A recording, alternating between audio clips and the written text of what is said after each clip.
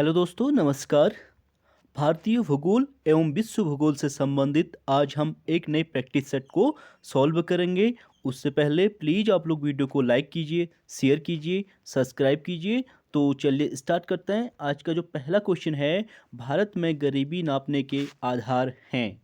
तो भारत में जो गरीबी नापने का आधार है वो है न्यूनतम कैलोरी उपभोग और प्रति व्यक्ति आय, यानी पर कैपिटा इनकम। ए और बी इसका दोनों राइट आंसर आप हो जाएगा। आप देख सकते हैं भारत में गरीबी नापने के दो आधार निर्धारित हैं। पहला है न्यूनतम कैलोरी उपभोग और दूसरा है प्रति व्यक्ति आय। यानी योजना आयोग द्वारा गठित विशेषज्ञ ग्रुप के अनुसार ग्रामीण क्षेत्र में 2400 कैलोरी तथा शहरी क्षेत्रों में 2100 कैलोरी प्रति व्यक्ति यानी प्रतिदिन पोषण प्राप्त करने वाला व्यक्ति जो है गरीबी रेखा से नीचे अर्थात बीपीएल माना जाता है। अगला क्वेश्चन है हमारा, गरीबी उन्मूलन के लिए ट्राइसेम योजना शुरू की गई। तो गरीबी उन्मूलन के लिए जो ट्राइसेम योजना शुरू की गई थी वो की गई थी 15 अगस्त 1979 को। डी इसका राइट आंसर हो जाएगा। अगला हमारा, दामोदर किस नदी की सहायक नदी है। तो दामोदर नदी जो है हुगली नदी की सहायक हो जाएगी। बी इसका राइट आंसर हो जाएगा। अगला हमारा, राष्ट्रीय ग्रामीण स्वास्थ्य mission national rural health mission प्रारंभ कब किया गया। मोस्ट इंपोर्टेंट क्वेश्चन ये पूछा गया है। ये 30 मई 2005 को यानी 2005 को चालू किया गया था। बी इसका राइट आंसर हो जाएगा। अगला हमारा, सतत विकास शब्द का प्रथम बार उपयोग कब किया गया। तो सस्टेनेबल डेवलपमेंट की बात कर रहा है। तो सस्टेनेबल डेवलपमेंट जो पहली बार 1987 में शुरू किया गया था। बी इसका राइट आंसर हो जाएगा। आप देख सकते हैं सतत विकास शब्द का प्रथम बार प्रयोग जो है 1987 में ब्रेटलैंड कमीशन रिपोर्ट पर किया गया था। ये कमीशन जो है इम्पोर्टेंट है, बार बार पूछा गया है। तो 1987 ब्रेटलैंड कमीशन की रिपोर्ट के आधार पर जो है सस्टेनेबल डेवलपमेंट को प्रयोग किया गया था। अगला हमारा, वह क्षेत्र जिसमें सिंचाई व अन्य कार्यों के लिए जल आपूर्ति नहर तंत्र द्वारा होती है वो है आपका कमान क्षेत्र। ए इसका राइट आंसर हो जाएगा। अगला हमारा, सतत पोषणीय विकास की परिभाषा प्रस्तुत की गई है। तो सतत पोषणीय जो विकास की परिभाषा है वो है विश्व पर्यावरण और विकास आयोग, इसके द्वारा प्रस्तुत की गई है सस्टेनेबल डेवलपमेंट की जो डेफिनेशन है। अगला क्वेश्चन हमारा, आप उससे पहले एक्सप्लेनेशन का देख सकते हैं। सतत पोषणीय विकास की जो परिभाषा है संयुक्त राष्ट्र पर्यावरण द्वारा नहीं, विश्व पर्यावरण और विकास आयोग द्वारा दी गई है। ठीक है, विश्व पर्यावरण और विकास आयोग। अगला हमारा, विश्व पर्यावरण और विकास आयोग द्वारा अवर कॉमन फ्यूचर में प्रस्तुत की गई। तो अवर कॉमन फ्यूचर, ठीक है, हमारा सामान्य भविष्य जो है इसका राइट आंसर हो जाएगा 1987 में। डी इसका राइट आंसर हो जाएगा। आप देख सकते हैं विश्व पर्यावरण और विकास आयोग द्वारा आवर कॉमन फ्यूचर, जिसे ब्रेटलैंड रिपोर्ट भी कहते हैं, 1987 में प्रस्तुत की गई थी और इस रिपोर्ट में सतत पोषणीय विकास की परिभाषा दी गई है। अगला क्वेश्चन है हमारा, निम्नलिखित कथनों पर सही विचार कीजिए। तो कथन देख लेते हैं। इंदिरा गांधी नहर पंजाब के हरिके बांध से निकली है। और दूसरा है, पंजाब और राजस्थान में नहर विकास से सघन सिंचाई से उत्पादकता भले ही बड़ी हो किंतु सतत पोषणता प्रभावित हो रही है। तो यहाँ पे दोनों राइट आंसर हो जाएंगे, क्योंकि इंदिरा गांधी जो नहर है पंजाब में हरिके बांध से निकली है, बिल्कुल राइट स्टेटमेंट है। और अगला है, पंजाब और राजस्थान में नहर विकास से जो है सघन सिंचाई में उत्पादकता भले ही बड़ी हो किंतु सतत पोषणता जो है प्रभावित हुई है। अगला क्वेश्चन हमारा, आईटीडीपी निम्नलिखित में से किसके लिए प्रयोग किया जाता है। तो आईटीडीपी जो है समन्वित जनजातीय परियोजना से संबंधित है। सी इसका राइट आंसर हो जाएगा। अगला क्वेश्चन हमारा, प्राकृतिक आपदा यानी नेचुरल डिजास्टर से भारत को प्रतिवर्ष अधिक नुकसान होता है। तो निसंदेह किसका नाम सबसे पहले आएगा। तो किस डिजास्टर में सबसे पहले नाम आएगा आपका बाढ़ का। बी इसका राइट आंसर हो जाएगा। अगला हमारा, राष्ट्रीय बाढ़ नियंत्रण योजना कब शुरू की गई थी। तो राष्ट्रीय जो बाढ़ नियंत्रण योजना शुरू की गई थी 1954 में शुरू की गई थी। ए इसका राइट आंसर हो जाएगा। अगला हमारा, सूखा एक है। तो सूखा क्या है, एक प्राकृतिक आपदा है। ए इसका राइट आंसर हो जाएगा। अगले क्वेश्चन की बात करेंगे, सबसे अधिक सूखा कहाँ पड़ता है?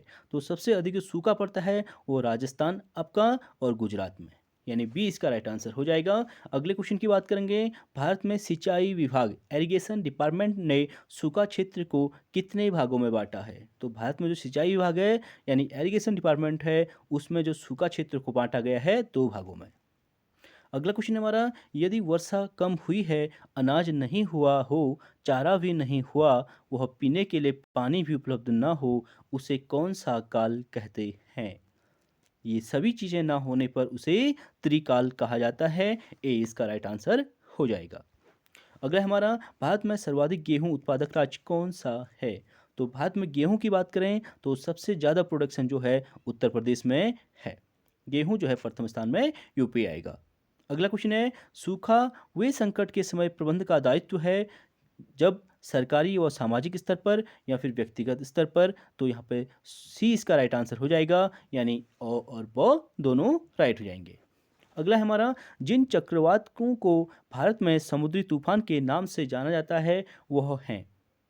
तो साइक्लोन किस नाम से जाना जाते हैं? उष्णकटिबंधीय चक्रवात। ठीक है, सी इसका राइट आंसर हो जाएगा। अगला हमारा, कौन सा तूफान तेज गति के होने पर कम समय में तटीय क्षेत्रों यानी कोस्टल एरियाज में अधिक तबाही मचा देता है? वो कौन सा तूफान हो जाएगा? वो हो जाएगा समुद्री तूफान। ए इसका राइट आंसर हो जाएगा। अगला है, शिव समुद्रम जलप्रपात कहाँ स्थित है? मोस्ट इंपोर्टेंट क्वेश्चन है। तो शिव समुद्रम जो जलप्रपात है आपका कावेरी नदी पर। ठीक है, तो आपका शिव शिव समुद्रम जो जलप्रपात है कावेरी नदी पर हो जाएगा। अगला हमारा, निम्न में से प्राकृतिक आपदाओं का मुख्य उदाहरण है? तो प्राकृतिक आपदाओं का जो मुख्य कारण है ज्वालामुखी विस्फोट है, वोल्केनिक इरप्शन, सूखा और बाढ़ और चक्रवात, ये सभी प्राकृतिक आपदाओं के भाग हैं। अगला क्वेश्चन है हमारा, शीतलहर यानी कोल्ड वेव का पात निम्न में से है? तो शीतलहर का जो ताप है वो किससे है? वायुमंडलीय आपदा से। ए इसका राइट आंसर हो जाएगा। अगला है हमारा, इनमें से जलीय आपदाएं कौन से हैं? तो जलीय आपदाओं की बात करें, सुनामी इसमें राइट आंसर हो जाएगा। अगला क्वेश्चन है, जब नदियों का जल अपने तटबंधों को तोड़कर बहुत बड़े क्षेत्र में फैल जाता है उसे कहते हैं? तो उसे क्या कहेंगे? बाढ़ कहेंगे। जब नदियों का जल जो है अपने तटबंधों को तोड़कर फैलेगा तो उसे क्या बोलेंगे? बाढ़ बोलेंगे। और इनमें से बाढ़ के कारण हैं, तो बाढ़ के कारण क्या क्या हो सकते हैं? नदी के जल ग्रहण क्षेत्र से तेज वर्षा, वन विनाश के कारण, नदी पर्वों है मार्गों पर आबादी की बसावट के कारण, ये सभी जो है उपयुक्त कारण हो जाएंगे। अगला हमारा, राष्ट्रीय बाढ़ आयोग का गठन हुआ था? तो राष्ट्रीय बाढ़ आयोग का गठन जो हुआ था 1976 में किया गया था। डी इसका राइट आंसर हो जाएगा। अगला है हमारा, जब ताप्ती नदी में उफान आता है तो बाढ़ कहाँ आती है? तो ताप्ती नदी में जब उफान आएगा तो बाढ़ जो आती है सूरत में। बी इसका राइट आंसर हो जाएगा। आप देख सकते हैं जब ताप्ती नदी में उफान आता है तो सूरत में क्या होती है? बाढ़ आती है। अगला है, सन 2006 में राजस्थान में कौन से जिले में बाढ़ आई थी? तो 2006 की बात करें तो राजस्थान के बाड़मेर में बाढ़ आई थी। बी इसका राइट आंसर हो जाएगा। अगला क्वेश्चन है, बृहत्तर अध्ययन की दृष्टि से भारत को कितने भू आकृतिक यानी लैंडफॉर्म भागों में बांटा गया है? तो कितने लैंडफॉर्म में बांटा गया है? 6 भागों में। डी इसका राइट आंसर हो जाएगा। आप देख सकते हैं उत्तरी पर्वतीय क्षेत्र, उत्तर का विशाल मैदान, थार का मरुस्थल, दक्षिण का पठार, तटीय मैदान और द्वीप यानी आइसलैंड, ये 6 भागों में बांटा गया है। अगला क्वेश्चन है, पूर्वी घाट और पश्चिमी घाट कहाँ मिलते हैं? Most important question. आपको पता है पूर्वी घाट और जो पश्चिमी घाट का मिलन है नीलगिरी पर्वत। ठीक है, तो नीलगिरी इसका राइट आंसर हो जाएगा। अगला हमारा, शिवालिक शैल समूह के दक्षिण में भाबर क्षेत्र किसका उदाहरण है? तो शिवालिक शैल समूह में जो दक्षिण का क्षेत्र है भाबर, वो उदाहरण है गिरिपात की स्थिति का।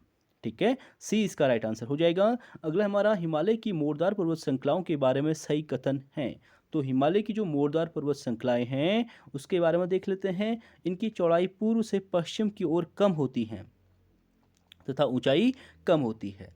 भाई ये रॉन्ग हो जाएगा, पूर्व से पश्चिम की ओर कम होती हैं, ये रॉन्ग है। दूसरा है आपका, इसकी चौड़ाई पूर्व से पश्चिम की ओर बढ़ती है। बिल्कुल, चौड़ाई जो है पूर्व से पश्चिम की ओर ज़्यादा है लेकिन ऊंचाई क्या है? कम है। दूसरा बिल्कुल राइट स्टेटमेंट है। और तीसरा है इनकी चौड़ाई और ऊंचाई पूर्व से पश्चिम की ओर बढ़ती है। ठीक है, यानी पश्चिम की ओर बढ़ती है, तीसरा भी बिल्कुल यहाँ पे रॉन्ग हो जाएगा, क्योंकि चौड़ाई जो है इनकी चौड़ाई ऊंचाई पूर्व से पश्चिम की ओर बढ़ती है कह रहा है। ठीक है, जबकि पश्चिम की ओर घटती है, तो तीसरा भी रॉन्ग हो जाएगा। और इनका ढाल भारत की ओर तीव्र और तिब्बत की ओर धीमा है। इनका ढाल भारत की ओर तीव्र है, लेकिन तिब्बत की ओर क्या है, धीमा है। भाई तिब्बत की ओर धीमा वैसे ही हो जाएगा क्योंकि वहाँ पे ऊंचाई ज़्यादा है, इसलिए दूसरा और चौथा इसमें राइट आंसर हो जाएगा। अगला है हमारा पेंजिया क्या है। मोस्ट इंपोर्टेंट, ये बहुत बार पूछा गया है। तो पेंजिया, यहाँ पे स्थलखंड को ही पेंजिया कहा जाता है। ठीक है, तो बी इसका राइट आंसर हो जाएगा। आपको पता है करोड़ों वर्ष पूर्व विश्व के सभी महाद्वीप एक बड़े स्थलखंड के रूप में थे। ठीक है, बाद में टूटकर अलग अलग कॉन्टिनेंट में डिवाइड हो जाते हैं, लेकिन जिसे पेंजिया नाम दिया गया था जब सभी स्थलखंड एक साथ जुड़े हुए थे। अगला है लॉरेंसिया पेंजिया का कौन सा भाग है। तो लॉरेंसिया जो है पेंजिया का उत्तरी भाग है। ठीक है, जो नदन क्षेत्र है उसे ही लॉरेंसिया कहा जाता है। अगला है गोंडवाना लैंड पेंजिया के किस भाग को कहते हैं। आपको पता है गोंडवाना जो हो जाएगा दक्षिणी भाग हो जाएगा। अगला है प्रादेशिक आधार पर हिमालय को कितने भागों में विभाजित किया जाता है। तो प्रादेशिक आधार पर बात करेंगे तो हिमालय को 4 भागों में बांटा गया है। आप देख सकते हैं पंजाब हिमालय, कुमाऊं हिमालय, नेपाल हिमालय और असम हिमालय। अगला क्वेश्चन हमारा प्रादेशिक आधार पर सबसे ज़्यादा क्षेत्रफल में फैला हुआ हिमालय है। तो प्रादेशिक आधार पर जो सबसे ज़्यादा फैला क्षेत्र है वह है नेपाल हिमालय, यानी सी इसका राइट आंसर हो जाएगा। आप देख सकते हैं यह भाग लगभग 800 किलोमीटर लंबाई में फैला हुआ है और हिमालय का यह भाग काली नदी से तीस्ता नदी तक विस्तृत है। अगला क्वेश्चन है किसने हिमालय को पर्वतों का राजा एवं देवताओं का निवास स्थान बताया है। तो किसने बताया था, महाकवि कालिदास के द्वारा। अगला क्वेश्चन है काबरू चुमलहारी जांग सांगला कुला कांगड़ी किस हिमालय क्षेत्र की प्रमुख चोटियां हैं। तो ये हैं असम की आपकी। ठीक है, असम यहाँ पे राइट आंसर हो जाएगा। अगला क्वेश्चन है उप हिमालय क्षेत्र में तराई क्या है। तो तराई किसे कहते हैं, नदी के भाग को, यानी शिवालिक श्रेणी की नदियाँ संकीर्ण घाटियाँ तथा गौर्ज बनाती हुई मैदानों में प्रवेश करती हैं जहाँ अनेक जलोढ़ पाए जाते हैं। इन्हें स्थानीय भाषा में भाबर नाम से जाना जाता है और भाबर का जो दक्षिणी भाग दलदली है उसी को क्या कहते हैं, तराई क्षेत्र कहा जाता है। अगला क्वेश्चन है गारो खासी पटकोई किस हिमालय की पहाड़ियाँ हैं। मोस्ट इंपोर्टेंट क्वेश्चन, बहुत बार पूछा गया है। तो गारो खासी जो पटकोई हैं ये महान हिमालय के भाग हैं, ए इसका राइट आंसर हो जाएगा। अगला है हमारा महान हिमालय की औसत ऊंचाई मीटर में कितनी है। तो मीटर में बात करेंगे तो 6000, यानी सी इसका राइट आंसर हो जाएगा। अगला हमारा देश की सबसे ऊंची चोटियां किस पर्वत श्रेणी में हैं। तो किस में है, महान हिमालय में, यानी ग्रेट हिमालय, यानी बी इसका राइट आंसर हो जाएगा। अगला है हिमालय की सबसे दक्षिणी चोटी या श्रेणी है। तो हिमालय की सबसे दक्षिणी श्रेणी जो है उप हिमालय है। अगला है हमारा राजस्थान राज्य की खेतड़ी बेल्ट किसके लिए प्रसिद्ध है। जो खेतड़ी है वो तांबा खनन के लिए प्रसिद्ध है, ए इसका राइट आंसर हो जाएगा। अगला है खैबर क्या है, इंपॉर्टेंट है, पूछा गया है। तो खैबर दर्रा है, दर्रा को ही खैबर कहते हैं। और दर्रा क्या होता है, पासेस। आप देख सकते हैं खैबर महा हिमालय का दर्रा है। इसके अलावा गोमल चोटी, बोलन आदि दर्रे हैं जिनका उपयोग स्थलीय मार्गों द्वारा अंतर्राष्ट्रीय व्यापार के लिए होता था। प्राचीन काल में यही दर्रे जो है व्यापार के काम आते थे। अगला है फूलों की नगरी किसे कहा जाता है। इंपॉर्टेंट क्वेश्चन है, आपको पता है फूलों की नगरी कह रहा है। ठीक है, तो पर्टिकुलर इसका राइट आंसर जो है चमोली हो जाएगा, बी इसका राइट आंसर हो जाएगा। अगला हमारा उत्तर सागर में अपेक्षाकृत अधिक लवणता का कारण क्या है। तो उत्तर सागर में जो अपेक्षित अधिक लवणता है उसका कारण जो है उत्तरी अटलांटिक प्रवाह। ठीक है, इसके कारण लवणता अधिक है। अगला हमारा ग्रीष्म ऋतु में उच्च अक्षांशों में महासागरीय जल की लवणता जो है घट जाती है, ए इसका राइट आंसर हो जाएगा क्योंकि ग्रीष्म ऋतु में पूछ रहा है। और आज का अंतिम क्वेश्चन हमारा मृत सागर यानी डेड सी में लवणता की मात्रा काफ़ी अधिक है, इसका कारण क्या है पूछा गया है। तो कारण क्या है, जल निकासी का अभाव, बिल्कुल राइट है। स्वच्छ जल की आपूर्ति का अभाव, बिल्कुल राइट है। और तीव्र वाष्पीकरण भी इसका कारण है। अधिक घनत्व, ठीक है, जो है अधिक घनत्व यानी डेंसिटी इसमें नहीं है। तो इसका राइट आंसर पहला, दूसरा और तीसरा हो जाएगा। तो चलिए फ्रेंड्स, आज के लिए इतना ही, बाकी नेक्स्ट क्लास में होंगे। आई होप वीडियो पसंद आई होगी। प्लीज़ वीडियो को लाइक शेयर सब्सक्राइब जरूर करें। Thank you so much.